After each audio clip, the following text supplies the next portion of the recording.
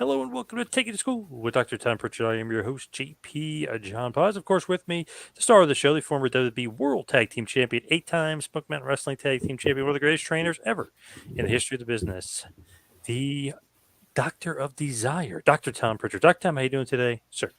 I'm doing great today. Thank you very much. Have you seen the Tales from the Territory, the Florida version yet? No, it's on my DVR. I was going to watch it tonight. Okay, I haven't seen it either, but I heard it's awesome. Well, a couple people said it's really, really good. So I'm looking forward to that. I think they've done a great job so far with that. I watched the first two, and I thought they captured it pretty good. So um, I even started watching the movie 350 Days. Have you ever seen that? With, I think, Evan Ginsberg, I believe, did that one. Did he produce that? Is it? Yeah, is it? I'm not sure. Or Sheldon Goldberg. Hmm. Could be Yeah. one or the other. Yep. So that's how I'm doing today. I'm kind of in the mood to watch the Tales from the Territories and say hi to Ibsen. Yes. So And Paulo and Bilo and and Eric Eric. Tate. Nice. Yeah. Yeah, I So like I've seen the two Memphis episodes. They were very good. And then the AWA episode I saw good too, which was good. you know, and looking back on that, I think the stories they're telling would be hard to believe unless you knew the time frame and the culture and all the things going on in the world at that time. There was no internet, there was no cell phones, and these guys were doing it crazy, outrageous stuff, and that's where their stories came from. And I think that's why um, uh, it's so interesting to people because they want to hear what's going to be told next. So I think Florida's going to be really good. Excellent stuff. I know obviously Kevin Sullivan is a part of that one. I talked to Yeah, Kevin. He said he had a lot of fun with Kern and Roop and those guys. yeah, because they're sitting around telling stories and reliving them as they're telling them. So that Florida territory was one I wish I would have got to work back in the day when Eddie Graham was there. So must have been awesome. How come you never worked there? I was somewhere else. Never got the opportunity, never got the chance. No, never did. I went from Atlanta to back to San Antonio, I think, or back to Louisiana, or Atlanta went to Tennessee. Thank you. There you go. And during the time after that, when Eddie passed away, it just never came up. Barbara, the week is going great, and it's Wednesday, which means we're right through the middle of it. So, She said if you work Florida, they'd still be in business. yeah, I don't think so. But yeah, it was a nice place to be when I was there in Tampa for FCW. Uh, it was I can only imagine how those towns back in the day were because we worked Plant City and some of the we did Miami a couple times at the fair, but yeah, I don't think anything could have saved Florida once Vince took over. Very true.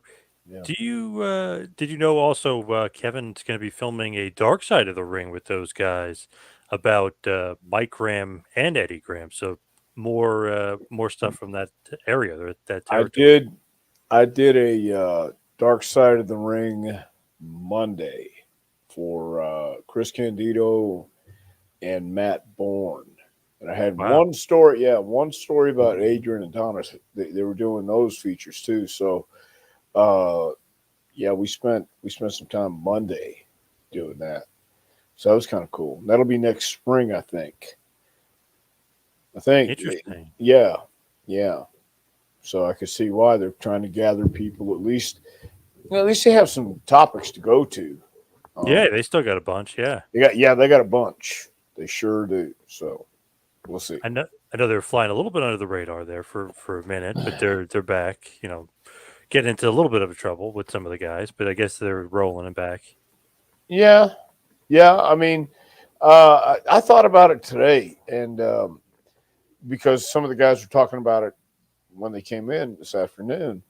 Um, asking about doing different gimmicks and doing different things. How far can you go these days?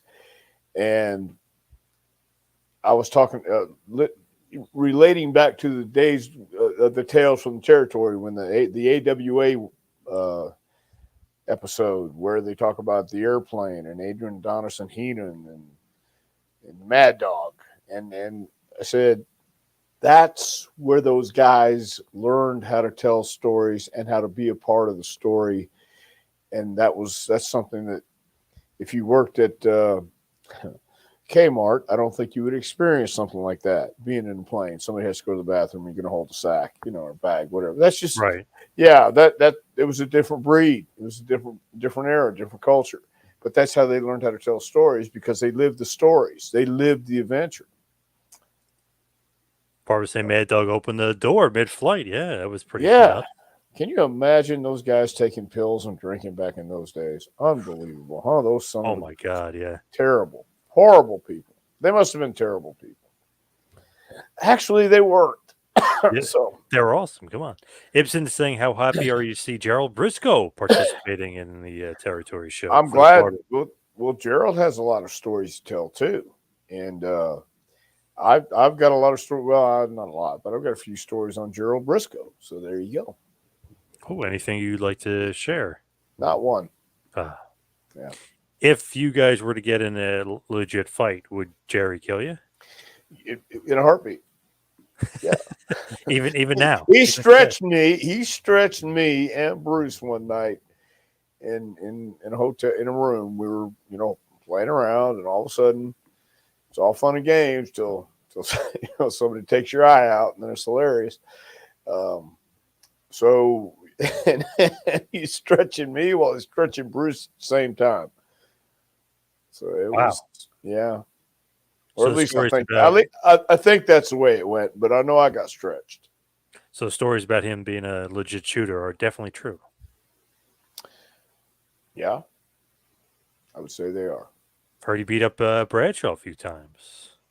Well, that's what I'm saying. He did the same thing, to Bradshaw. He did to me, and he did to everybody else who wanted to play. Oh, come on, Jerry, you want to go around? Well, he did one time. I worked with him in somewhere in Georgia, and the guys were giving me, ribbing me about it. But I'm still green. I'm still young, and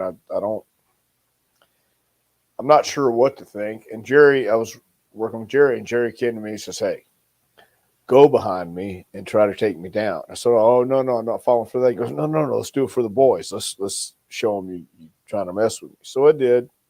Came back, but they all know it was Jerry doing it, because I would have never done it. But Briscoe's the real deal.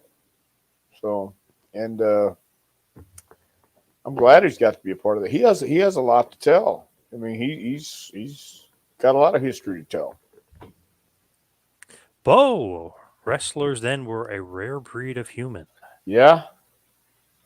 They were a rare breed of something, that's for sure. I'm not so sure all of them were human. Take a look at Ox Baker, and we had the Wolfmen, and some of those guys were like radioactive. I think Mark Lewin, King Curtis, trying to think of who else. All those guys during that era were. I think that's Dr. Jerry Graham and those guys. That's when the lunacy went off the charts. And when you're hearing these stories, the reason I even brought this up, the stories from the territories are going to shock and bewilder a lot of the younger guys if they watch it, because they don't understand how that could be possible. Well, not in the world today. It wouldn't be possible, but back then it was different, and it was a separate. Not just anybody wanted to do this, not just anybody could do this. And traveling back then was different. Being on the road was different. Rock and roll shows were different. I read something about the Beatles, when they came to Shea Stadium, their first tour of America. Their accounts of it, the new Jan Winter book, the Rolling Stone founder. Okay. Anyway, he's writing about some of the stuff that John Lennon shared with me when they came over to the States. And it's like same thing with wrestling. in that era, it was lunacy was bountiful, if you will. It was everywhere you went, and that was just the culture of what was going on. A lot of things going on in the country. So, I think that just is life in general. It was crazy, and these days, it's not as insane. Barbara was saying, who came up with the mummy gimmick? That was bizarre. Well, the first mummy I saw was in El Paso, Benny Ramirez. He had baby powder. He would put on his full body suit and wear the mummy mask and all the gimmick, and it was so hokey, but at the same time, it was wrestling, and there's always been hokey in wrestling. But as a kid, seeing the mummy, you knew he wasn't real, but you didn't know what it was because it was wrestling, and some of that stuff was real as a kid. So there was always crazy gimmicks, and I don't know who came up with it first, but along with the mummy, you had Batman and Robin, Tony Marino, and I don't remember who Robin was, but so it always kind of mimicked the culture, always tried to mimic pop culture anyway. And I'm sure somebody said one day, "Hey, we have a Wolfman, let's have a mummy." Wolfman Farkas or the guys who had the crazy stuff. Wrestling was incredible for that. I remember watching some of that stuff as a kid, and then looking back on it now, saying, "How could anybody buy into this?" Well, then I had to remember it wasn't all like that. The elements were there to entertain people and have a good time and family fun, but then you had your violence at the end, and they were selling violence, and they were selling personal issues, and like it was a competition. So, but they always had crazy gimmicks and cool stuff like that. So, as far as the topic today, wanted to talk about Billy Gunn, just because his name's out there, obviously in the Smoking Guns. You guys work them a ton. I think it was somewhere near like 60, 70 matches, something like that you've had against them, maybe even close to 80 you've had against Billy, and a little bit of Bart mixed in too. So I just was curious, did you see that they did a DX reunion for WWE, but did not have Billy Gunn because he works for AEW? Just was wondering if you saw that. I didn't see it. I heard about it, and then I read a little bit like everybody else did on the internet. If you didn't see it, that the deal was, did they give Billy a shout out? Where they kind of referenced Billy? Yeah, and they said scissors because he does the scissor thing. Yeah, they mentioned the scissors. Yeah. Okay, so I mean, he got mentioned anyway. Those who knew, and those who didn't need to. But yeah, he works for AEW. Why would you put somebody on your program and say, "Hey, this is an AEW star coming to our program"? I wouldn't. I can understand not wanting to give anybody any credibility, but who knows what the real deal was? Who knows if they agreed to it or didn't agree to it? Who knows what the final say so was? Only they do. Tony had mentioned that he would allow him to be on it as long as he mentioned AEW superstar Billy Gunn, and then Triple H was like, "No, basically, no, we're not doing that." But Khan was thinking that it was going to happen, but obviously not. Well, whether he thought so or not uh, doesn't really matter because it didn't happen. But in today's environment, wrestling being what it is, and WWE always wanted to hold on to the top spot, and now you have AEW in the position they're in. Of course, they want their stars to be recognized if they're going to give them out somewhere else, and especially if it's the top company in the world. So, yeah, it makes sense for WWE to just say, "Nah, we're not going to talk about your company on our program." But Billy Gunn is one of those guys that, let's see, he understood early on um, what to do. He just had to be put in position to do it and have the right vehicle. And once he and Brian got together, they were Billy had always had a chip on his shoulder, and it was in a good way. But he was, it seemed, always pissed off and always ready to prove something, no matter what it was. He was going to go out and work the hardest. And then when he got in the gym and busted his ass doing whatever he had to do, uh, he was that guy, and he's still that guy today. What? How old? 52. But however old he is, he's in his early 58. Billy Gunn, 58. Yeah. Wow. Okay. I was shocked. He's older than Undertaker. I was shocked by that. Yeah. But this guy actually did rodeo. He was a cowboy. I mean, he was the real deal. And being a real cowboy ain't so freaking easy, man. Those guys work hard. He worked hard. So both him and Bart were real cowboys, and they both worked hard. And I enjoyed working with them. So I've got nothing but admiration for Billy Gunn, because he backed up what he said he was going to do. And today, at 58 years old, being in the position he is in, looking great and going out and still loving it and wanting to get in the ring and mix it up and helping his boys out back and forth, I think that's awesome. Mega Mouth Spike says, I think it was unfair that Billy Gunn was fired from the Performance Center for failing a powerlifting organization's drug test. Life ain't fair, Mega Mouth Spike. Life can kick you in the balls sometimes, and they can fire you too. So it doesn't matter. I mean, it doesn't have to be fair. It just has to be what they wanted at the time. So, but does it matter that the coach is being drug tested? Like, that's kind of weird. Well, I'll tell you this. When I was in FCW as a coach, I was never drug tested. But I was a head coach and I was an employee. I don't know if Billy was an employee or independent contractor as a coach or whatever it may be. So in the independent contracts, I believe it's different. As an employee, I never got drug tested.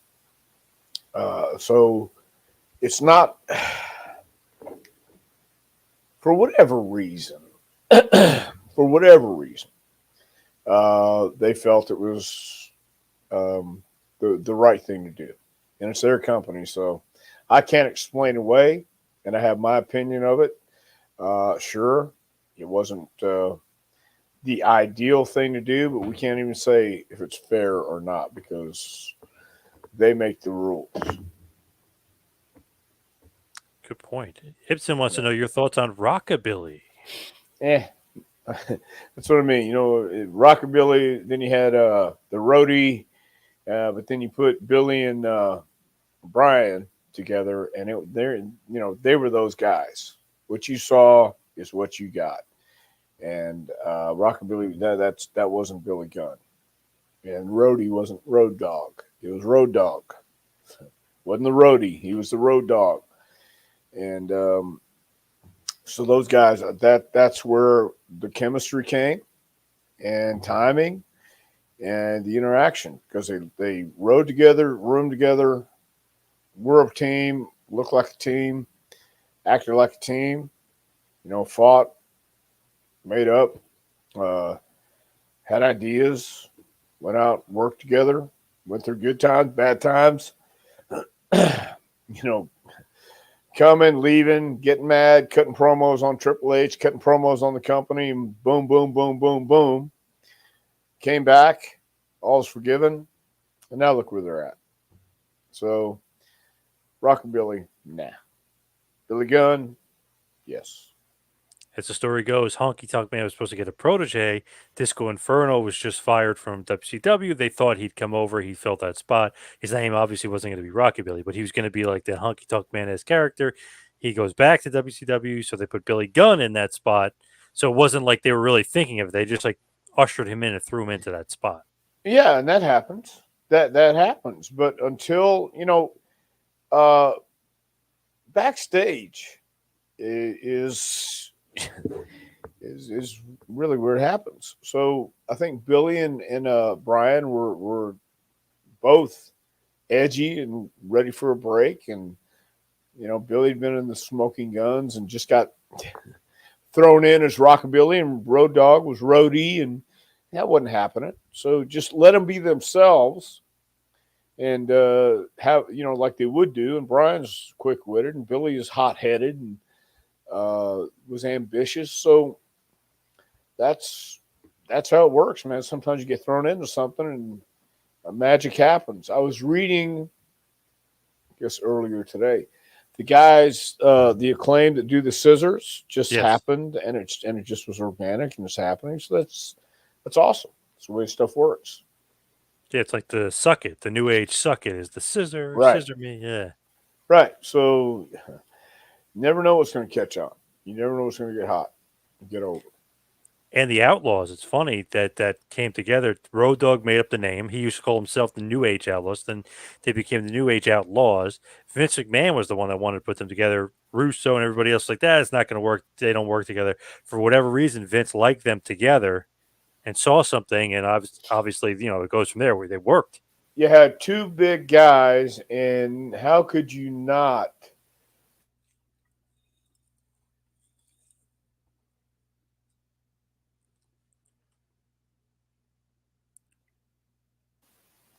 Did we just get lost? Oop, you just froze for a second. You said two big guys together. Yeah, two big guys together, but how could you not like being around Brian Armstrong at that time? All the Armstrongs have this personality, this wit, the quick back and forth, and always on, always it's like that live electricity uh, wherever you see him. And Billy was just anxious and ready, and so I could see why Vince could look at these two guys and say, "Huh, let's see what they got here," and put them together just to see. But always in a tag team, there was one that's going to shine more than the other, and as a rule of thumb. So you had two dynamic personalities, though, because Billy could be assertive backstage and when going over matches as well, but they were good ideas, and at least he had something. Road Dogg had ideas, and when he believed in them, he fought for them, and rightfully so. And obviously, uh, the proof is in the pudding. It worked. Billy has a heavy left hand. Did he ever lay in potatoes? That's Yeah, what Barbara wants to know. Yeah. sure. Yeah, he was solid at times, but they were great workers. But they weren't. Yeah, I guess not. Solid's different than a potato. He was always safe. Was there? I was the guy. Well, I was just going to say this. I didn't realize I kicked him this hard, but Billy was on a knee on the outside of the ring. I was on the apron and I jumped down, but at the same time I landed on my left leg and I was like I'm stomping on the back of his neck with my right foot. And apparently that broke his neck. So, yeah. So I not proud of it, not happy about it, but I didn't know that I didn't think that was a potato, but he said, yeah, man, it came down pretty stiff. So, Was he pissed? well, I think he was upset, but he never came to me and got pissed about it. I think he understood it was part of it, and I wasn't intentional. And I did call and check on him. I'm sure he was disappointed. I don't know if he was. I'm sure he was pissed, but he never came to me pissed off or "I want to kick your ass," that kind of shit. So, no, he was fine. Were you a road agent in 1999? I think you believe you were. How shocked were you when you found out Billy Gunn was going to win the King of the Ring? Uh, I wasn't shocked. Billy, I think looking back on it, it was like William Regal, who needed or not needed, but deserved an opportunity to have one of those titles like a King of the Ring, um, like a Harley Race, like a King Haku, Owen. That's kind of how I was thinking. You take somebody, they've been champions before, they'd had spots before, but now let's see how they get over in this pay per view. Let's see what happens. Let's see if something happens once they win and they get that jolt of confidence. And now, do they take it to the next level, or is it still going to be this? So that I wasn't shocked. Billy was one of those guys. He had the size, he had the look. Why not go for it? Why not try and make him a big star? Why do you think it didn't work? Like, he won the King of the Ring, he started feuding with The Rock. Why do you think it kind of failed, and why do you think it didn't work? I don't know that Billy ever got comfortable at that time cutting promos or understanding he was doing great work in the ring, but he definitely had this vibe and this attitude when he walked around. He had a chip on his shoulder, and if he didn't like you or didn't want to talk to you, sometimes even if he did like you and wanted to talk to you, you weren't sure what kind of mood he was in. It was a very aggressive tone in every step he took, and he forgot about the entertainment part of it, or uh, the part that Road Dogg had. Road Dogg will tell you he's all about showbiz. Right. Billy had the technical part now, but Road Dogg had the sizzle, while Billy was the steak, I guess. And that sometimes doesn't always go hand in hand, or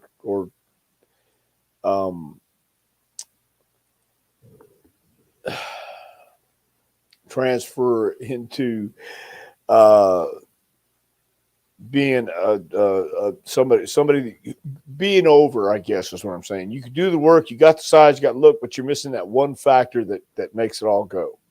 You got all the ingredients, but damn it, you don't have any eggs. So without that, you might have a really good tasting cake, but there's something missing. I mean, it's all good. Still put frosting on it, but we were missing that one ingredient, and it's that it factor, I think. Together, Billy and Brian were over. I think a lot more than singles for Billy. Yeah, it seemed like, I don't know, something was missing there where he couldn't get it. But the Outlaws by themselves were such a over hot act for Yeah, years. yeah, and Billy again had that presence, and without him, you knew he was missing. But if he tried to do anything but what he did, then it would have been almost trying too hard. I think trying too hard to get him over. Let him just do the thing. I got 2 words for you, and that was it, because he delivered it with that aggression and that anger. Like, if you don't like us, we don't like you, so suck it. That kind of stuff. Yep. And but Brian could get people laughing and serious at the same time, because Brian had this his delivery and what he would do in the ring. He felt it. Did you ever ride with him? Was he ever a ribber towards you? No, I never rode with Billy, and no, he never was a ribber towards me. So there. Magazine Retriever. I like that the Smoking Guns were allowed to wear blue jeans instead of wrestling tights. It made them stand out in the WWE. Well, most cowboys wore blue jeans, and you had guys throughout the history of wrestling worn blue jeans, but only they could be the ones to do it. When John Cena came along later on and The started wearing jorts. shorts, Yeah. John was the only one who could do that. And John has over 100 pairs, or had over 100 pairs of wrestling boots and tights before. Really? Yes, he was the prototype. Had over 100 uh, different colors and styles, as the rumor goes. So, you know, how ironic or humorous is it that he wound up in jorts and tennis shoes for his career? Right. Yeah. So you just never know. It did make them stand out and seem like legit cowboys. Like, oh, these guys are wearing blue jeans. Well, they are. Right. They were Yeah. legit. They were legit cowboys. I mean, that's the other thing that made us stand out is they were authentic. I mean, that's what I mean. There's a lot of people that don't realize the ingredients. Um, I Again, this is just my opinion. The ingredients to being a star is be special, be authentic. What makes you special? Not just anybody can do this. You've got to have something to offer. Why would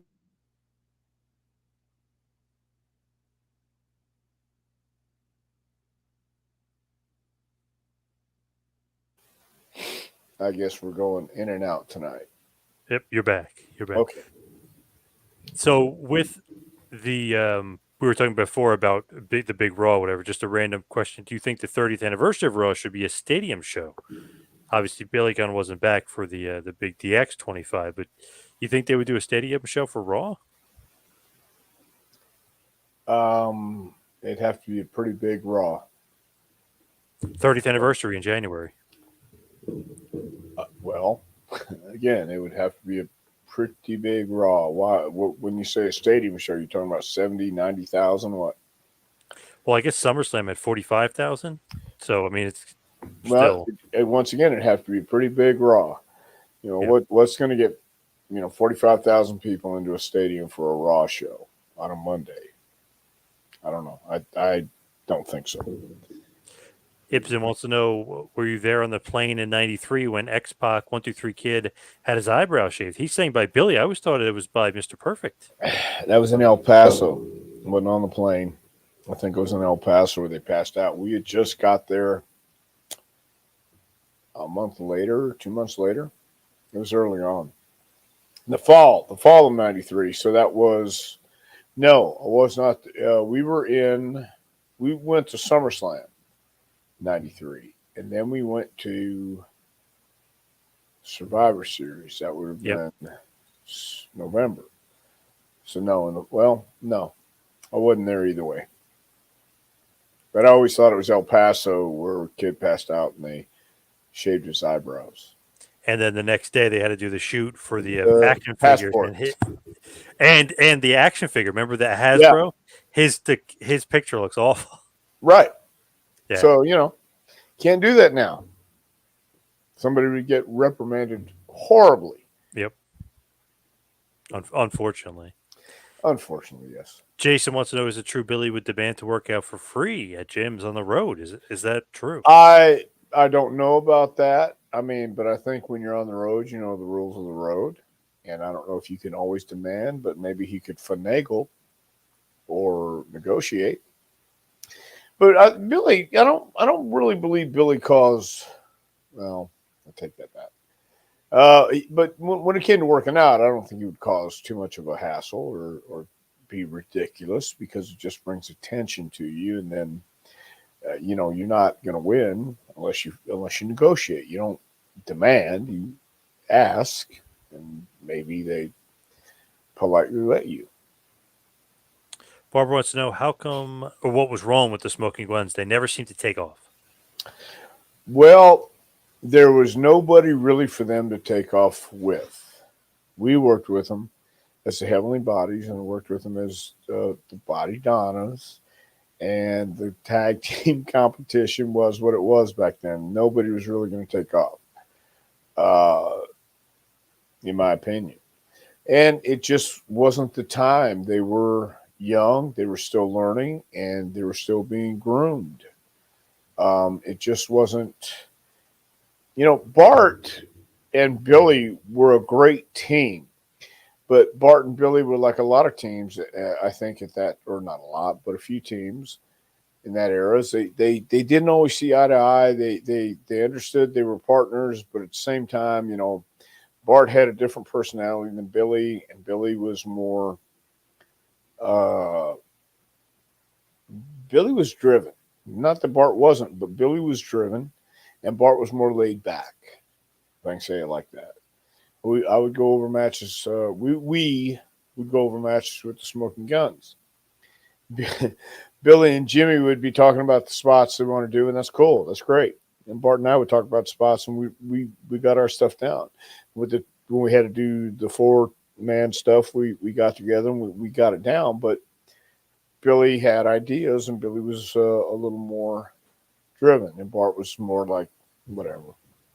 So, Did you like better the matches with Smoking Guns and Heavenly Bodies or Smoking Guns and the Body Donnas? well, I didn't like any of the matches with the Body Donnas, just so you know. Oh, So yes, well, I was yeah, the settled that. heavenly, Heavenly no, Body. any matches, any even reference or any bringing up the Body Donnas makes me violently ill. Well, I guess Heavenly Bodies wins that one then. Thank you. How about the infamous Cute Kip run in TNA? I don't know if you ever saw that when he was in TNA. He did Cute Kip and he dressed in pink and he was hanging out with the beautiful people.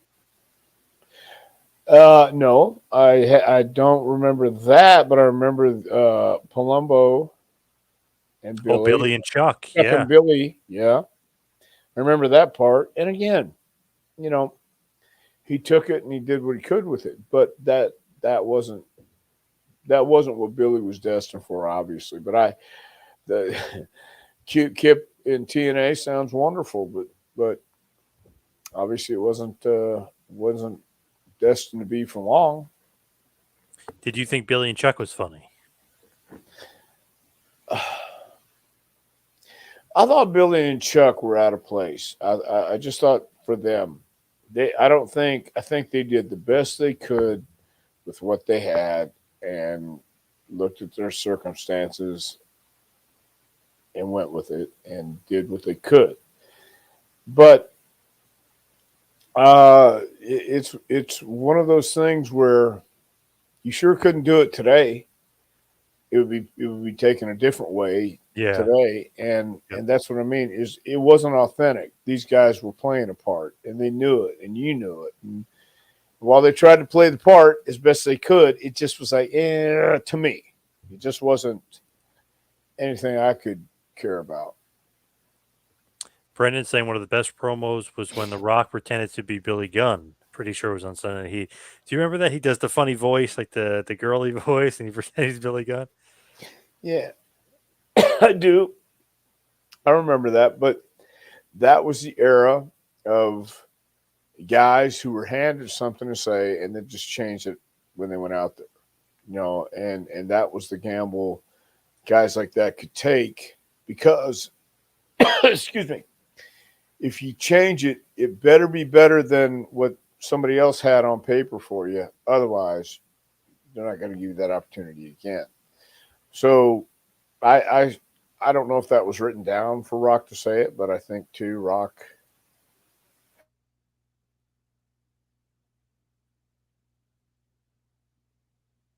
and had fun with Billy and doing stuff like that. Yeah, it was always, you never know what The Rock was going to say. Always funny stuff, especially with Billy Gunn. He always had pretty good one liners. Ibsen saying, 123 Kid boasts to this day that he super glued Billy's hat for the rib. Well, I believe that. I would believe that. So, turnaround's fair play. Can you believe just nowadays a Billy Gunn like the size, like he's bigger than ever? I mean, he's just monstrous. Like I said, 58. Can you believe like how good of shape he's in? It's crazy. Yeah, I've seen it. How could I not believe it? Yeah, he's proved it. He's the real deal. He goes out, and it's obvious he works hard in the gym. He works hard wherever he goes.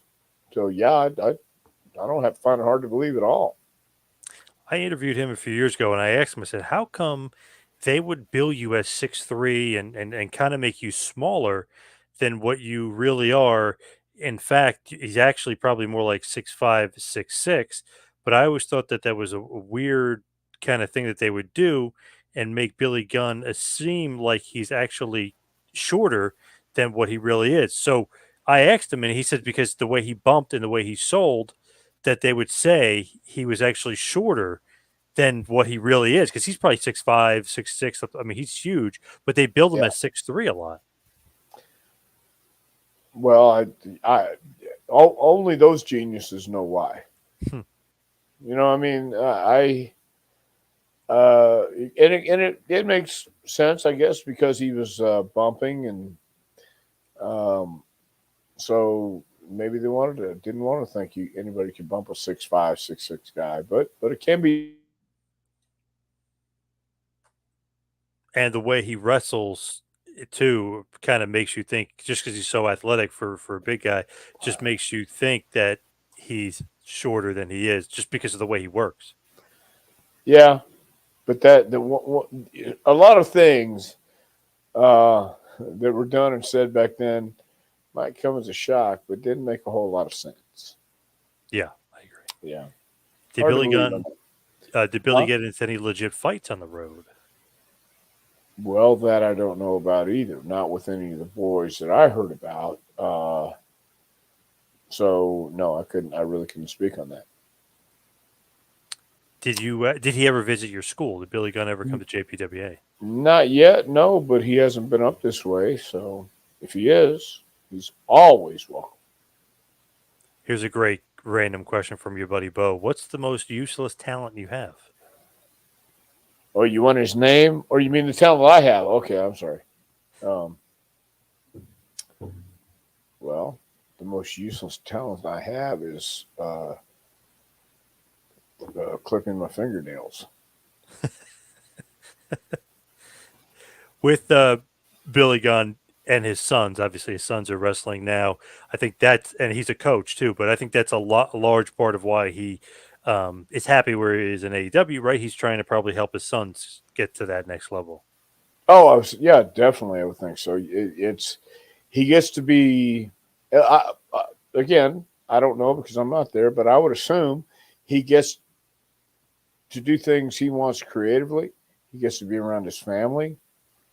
It's not a hard schedule.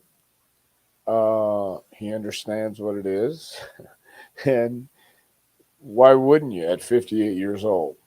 Um, I'm sure he saved well from his WWE days, and I'm sure he's doing very well now. So, yeah, I think being there with his sons has a lot to do with it. So it's the beginning of their adventure. It's the beginning of their journey, and no telling where it's going to take them because they're two talented kids too. Magazine saying I could tell he was about 6'5" when I saw him stand face to face with The Rock. Yeah, definitely. Yeah, but a lot of people don't know that, and not real sure how tall it was. Andre the Giant was 7'4" for the longest time until he stood next to Ernie Ladd, who was actually legit. I think Ernie was 7 foot legit, Right. and Ernie would kind of be a couple inches, and you go, wait a minute, 7'4", and then you come to learn that maybe Andre was 6'9", 6'10", but he just looked bigger. That's all the illusion. And it's funny with Billy Gunn, all those guys in that era were so big. Nowadays, he looks like an absolute monster because everybody's so small. Like Right. Duke the Dumpster Trophy, Duke the Dumpster Drosy, excuse me, he just said was about 6'7". Henry Yeah. Godwin was a monster. Phineas is Yes. like, so Phineas. he's Yes. not going to look as big compared to those guys. But Right. I remember when he went to TNA, he was standing next to Abyss. He was taller than Abyss. So I mean, it's just great. Well, when he was in the ring with us, he was taller than us too. Oh yeah, I mean, yeah, yeah. we're not big guys. So yeah, you're right. Now he is a giant. He does stand out, and that's kind of crazy if you think about it. Yeah. Undertaker, Kane, all those big guys, even Foley, you throw him out there for The Rock. I mean, they're all 6'4", 6'5" plus. Yeah, but that's what WWE was back then. Think about now that you say that, if you really think about it and consider it, uh, the discrepancy in the talent today.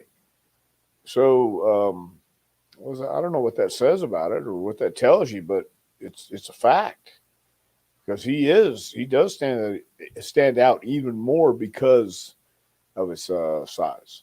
JBL, Mabel, Yokozuna, all those guys were. Rikishi was pretty big. I mean, all those guys were massive at that point. But it's funny, like when he's there in AEW. I mean, he looks like he's like 8 feet tall with some of those guys. Yeah, he's Andre. He's Andre Yeah, the Ass in what is it? AEW? Sure, Andre the Ass, Mister Andre Ass. the ass man. Yeah, Brandon said. Brendan was saying, I hope he would get a good push after the King of the Ring, but he did not. No, we kind of ran over that why, and you have to live up to it, but you also have to get the opportunities. Yep. So we got some random questions here. One from Frank Smith. Dr. Tom, do you think Gino Hernandez was murdered? Well, at one time I decidedly thought he was murdered, but it's funny because I got a message from somebody the other day who asked me about Gino, asked me if I knew Gino, and I don't answer any of that stuff, but I answered this one.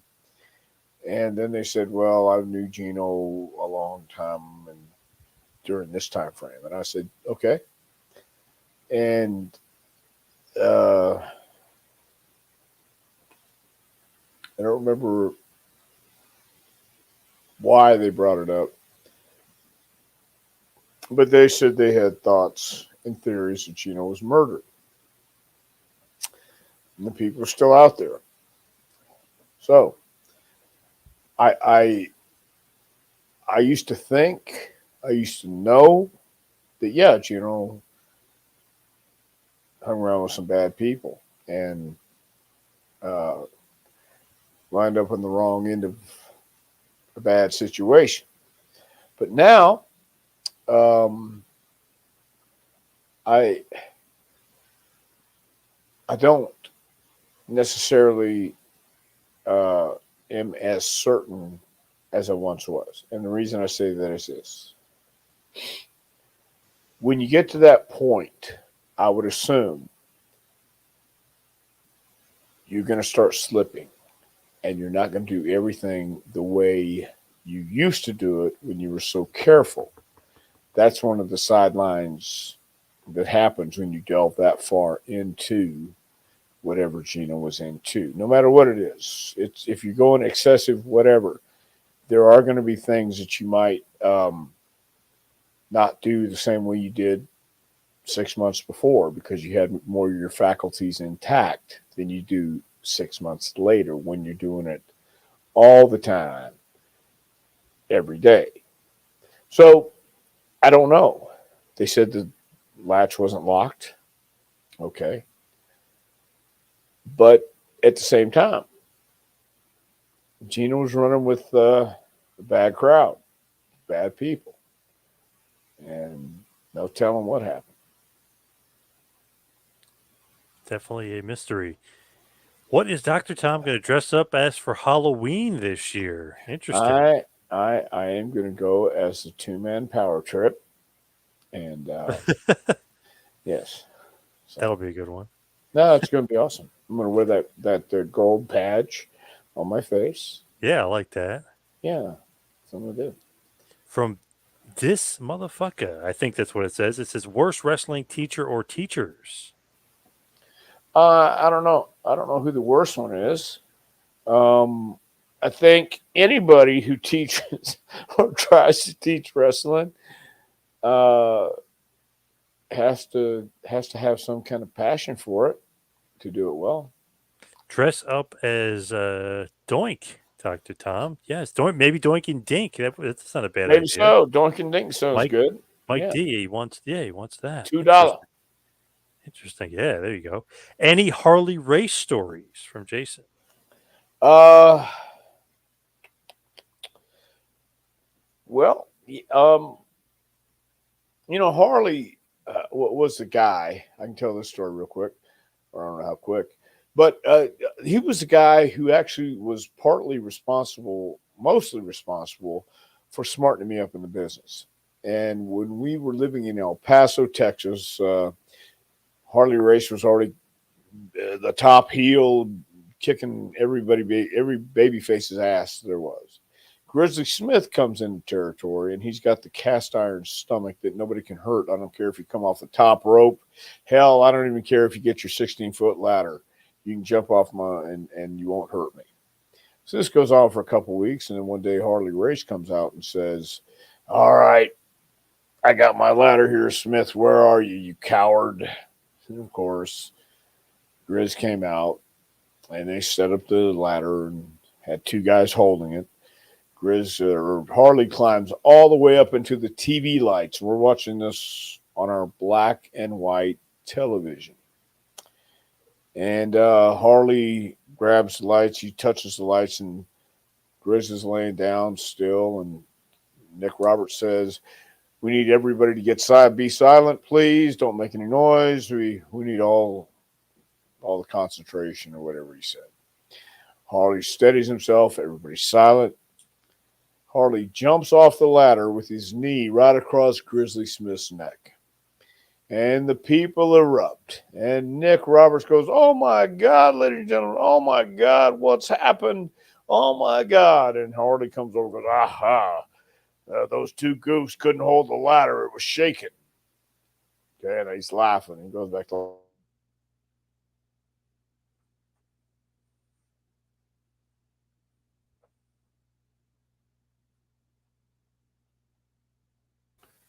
they don't want me to tell this story. We're blacking out. Oh, you're back. There you go. Okay. Anyway, Nick calls for an ambulance. They get an ambulance and they haul Grizzly out. Grizzly got his tongue hanging out. He's quivering. They're putting a neck brace on him. And Nick Roberts says, "Oh my God, this may be the last of Grizzly Smith. He might have broke his neck, might have crushed his larynx. Oh my God, we don't know what's going to happen." They take Grizz away in the ambulance. They show this all on TV. Well, my dad got a better job. We're moving to Houston. So we moved to Houston. And I have a friend of my mom is going to send me the newspaper clippings to keep me up with what's going on in wrestling in El Paso while I'm in Houston.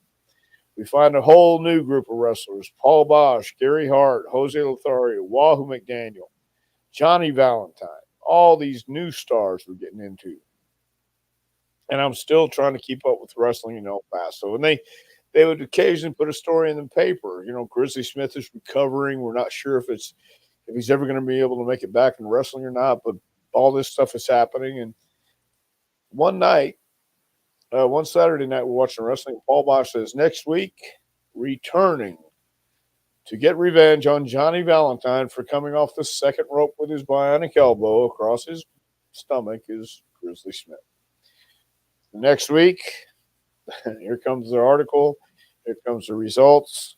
Grizzly Smith returns to get revenge on Harley Race for dropping the knee across his neck. So I got to ask Grizz and Harley about it later on, and told Harley, says, "You guys are responsible for making me go, wait, they did it here and we did it here. Oh, I was 10 years old." Yeah. Yeah, and Grizz had a 6-week tour of Japan, and he was working Houston and El Paso. He was working both places. So they had to do the angle and get him out for 6 weeks. But that was when nobody had a way of finding out unless you were a hardcore fan. And if you were a hardcore fan, then you knew already, and you pretty much, just loved the business. And that made me even more fascinated with the business and the way things worked and how these guys were able to get away with it. So, yeah. I love that. Harley had to smarten you up. I love that. Yeah, and I got to stay at Harley's house with Les Thatcher. We did a seminar, like a 4-day seminar there, years ago. And just sit around, and I would ask him, ask him about things I saw in El Paso. He would slam somebody. First guy I ever saw slam somebody on the concrete, and I thought that killed him. And just his work and the things he did. He wasn't the Harley Race who won the title, but you saw something in him. He was a badass. He was a heel. He was one of those nasty guys that you knew would bite your ear off or whatever he had to do. So he was very influential when I was growing up watching that stuff. Whitney said, I used to watch you, Hacksaw Sawyer, as a tag team in the Pacific Northwest. Whitney, that was a lot of fun. Almost too much fun. Hack Sawyer was a lot of fun for two young guys. Just I should have been in Portland a few years earlier, but I got sidetracked. But when I finally made it up there, that was a hell of a time. It really was. Hack was a lot of fun to be around. Do you have a dream Survivor Series team from your era that you'd like to be a part of? Wow.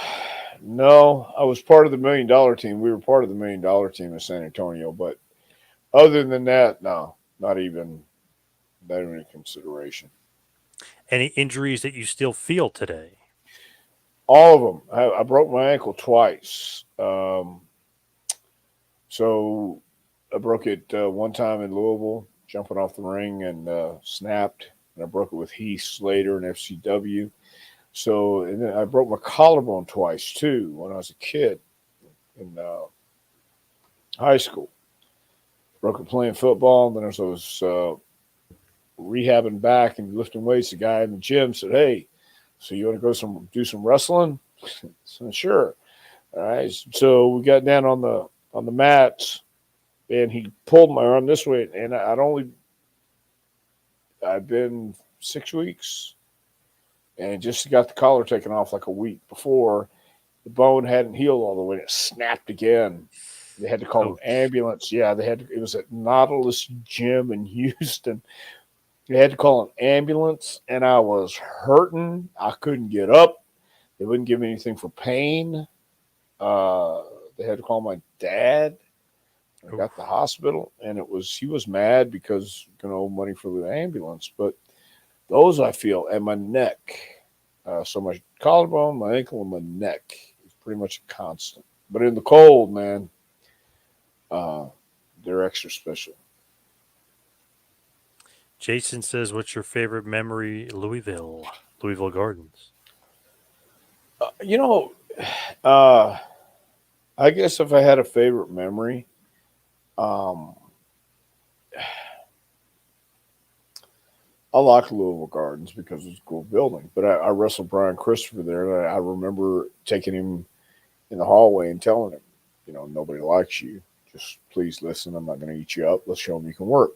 So that I guess that would have to be one of my favorite memories. Barbara has a great question here. What about the book? Maybe Billy Gunn and his son could get a few copies of the book. No, I don't think they'd need it. But you can get that book. If you want it, if you need it, you can go to jpwrestlingacademy.com, click on the training icon right at the top, check the book out. It'll take you right to the Amazon ordering place online.